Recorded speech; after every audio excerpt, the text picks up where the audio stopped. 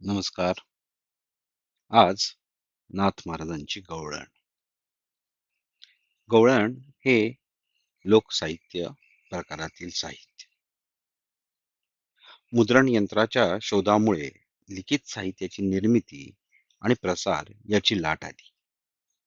पण त्याआधी साहित्य हे बहुधा लोकप्रसारातूनच पुढच्या पिढीपर्यंत जायचे. लोकसाहित्यामुळे भाषा समृद्ध होण्याची प्रक्रिया अधिक जलद होते.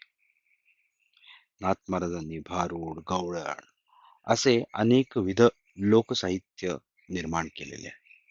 शब्द अतिशय साधे, सोपे, शब्दांमध्ये असलेली गेयता या सर्व कारणामुळे लोकांना असे वाङ्मय प्रकार खूप आवडतात. महाराजांनी जवळपास 300 प्रकारची भारुडं रचलेली आहेत. अशा विपुल साहित्यामुळे मराठी भाषेत अनेक रूपके, शब्द अलंकार निर्माण झाले व त्यामुळे आपली भाषा अधिक समृद्ध झाली. रामकृष्ण हरी.